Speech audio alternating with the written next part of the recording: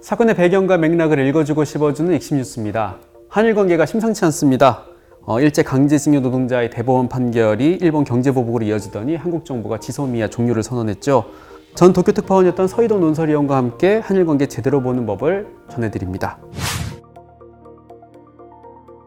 지금 미중 갈등과 이제 맞물려서 이제 파악을 해야 되는데, 중국이 1대1로라는 사업을 시진핑 집권 이후부터 추진을 하고 있는데, 중국을 중심으로 아시아, 유럽, 아프리카까지 묶겠다는 거잖아요. 그러니까 중국의 1대1로에 맞서서 미국과 일본, 인도, 그다음에 호주, 태평양을 면한 나라들이 1대1로의 중국 구상을 해양 쪽에서 봉쇄하는 형태의 전략으로 중국을 견제하는 그런 전략을 가져가자. 근데 이 전략을 주도하는 건 물론 미국이지만 아이디어 제공은 일본이 했다고 알려져 있습니다. 일본이 이제 아베 정권 때부터 인도와의 관계를 강화하면서 인도 태평양을 이제 한 카테고리로 묶자. 근데 그런 식으로 해서 전략적 시야의 범위를 넓혀 놓으면은 그만큼 자위대의 활동 공간도 넓어지는 셈이 되거든요. 그렇게 되면 이제 아베가 추진하고 있는 개헌이라든지 자위대의 합헌 전략이라든지 군사 대국 전략 이런 것들의 필요성에도 딱 부합하는 그런 전략인 것이고, 최근에 이제 한반도 정책을 보면은 그러니까 이제 남북에 대해서 조금 다르게 나타나고 있는데요. 가장 중요한 변화가 그러니까 그동안에 이제 북일 정상회담의 전제 조건으로 일본인 납치 문제에 진전이 있어야 된다라고 하는 조건을 걸었었는데, 아베 총리가 그 전제 조건을 빼겠다. 아예 조건 없이 만나겠다. 그러니까 이렇게 태도를 좀 바꿉니다. 이렇게 하는 원인은 한반도 화해 무드가 조성이 되니까 여기에 일본만 소외되는 것을 피하겠다. 이 화해 무드에 자기도 동참하겠다. 동북아 외교의 이니셔티브라고 하는 거는 북한과 소통하는 게 가장 사실 크기 때문에, 그러니까 북한과 빨리 소통을 해서 동북아 외교의 주도권을 잡겠다라는 그런 전략이 하나 있는 것 같고, 중국과도 이제 아베 정부 초기 때는 상당히 중국과 관계가 좀 안 좋았었는데 그동안 꾸준하게 노력을 해가지고 중일 관계는 굉장히 개선이 된 상황입니다. 지금 한국과의 사이가 가장 나쁜 건데, 한국과의 관계를 적당히 악화시켜 두는 것이 군사대국화라든지 개헌이라든지 이런 목표를 추진하는데 조금 도움이 되지 않을까라는 식으로 일본이 판단을 하고 있는 게 아닌가라는 생각이 듭니다. 한반도와 적당한 긴장을 도울 필요가 있다라고 이제 생각하는 것 같습니다. 그래야 이제 저 여러 가지 외부의 위협에 맞서서 내부에 그러니까 이제 어떤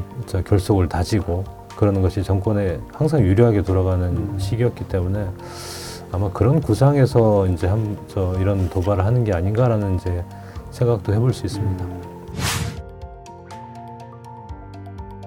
민간에서는 최근에 이제 보이콧도 많이 하고 관광도 안 가고요. 정부 차원에서는 그런 식으로 지소미아 종료까지 했는데 실제로 일본 사람들은 이걸 어떻게 받아들이고 있어요? 한일 포럼이라고 하는 일본계 정치인 언론인들하고 이제 한국의 학계 정치인 언론들이 이렇게 모이는 행사를 다녀왔어요. 일본의 여론은 상당히 강경한 것 같습니다. 이번에 한일 포럼에 참가했던 자민당 의원이 지방에 갔더니 아베 정권이 생긴 이후로 가장 잘한 조치라고 얘기를 하는 그런 정도의 반응까지 있었다고 합니다. 여당뿐 아니라 야당, 보편민주당 이런 의원들도 야당 지지자들도 불가피한 면이 있다. 지금은 하여튼 그 일본 여론의 다수가 한국에 대한 감정이 좀 나빠져 있는 건 사실이고, 악화된 여론이 이제 아베 정권의 어태한 정책에 탄력을 부려놓고 있는. 일본의 지성들이 한국에 대해서 저렇게 적대시하지 말라면서 서명운동도 하고 그렇죠, 뭐 시위도 있고 이런 얘기들이 많이 나오잖아요. 그러니까 이제 그게 한국은 적인가? 라는 식의 그 형성명서를 내고 거기에 찬동을 받는 운동이 있었잖아요. 한일 관계에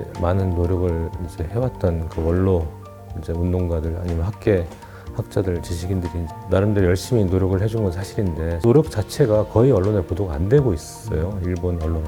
언론들조차도 아베 정권의 눈치를 조금 보는 그러니까 그런 상황이 돼가고 있는 것이고, 관광을 일부러 안 가고 이제 보이콧하는 상황에서 오히려 일본 지자체에서는 굉장히 이걸 힘들어하고 아파한다는 얘기들이 있던데요. 아베 정부가 이제 들어서면서 아베노믹스라고 하는 걸 추진하면서 가장 역점을 뒀던 것 중에 하나가 관광 정책. 그러니까 관광객들 많이 끌어들이자. 관광이 또 제2의 내수 역할을 하는 거기 때문에 일본 인구가 줄어들고 있다고 해도 관광객들이 계속 이제 몰려들고 있기 때문에 그걸로 사실 커버가 됐던 것이죠.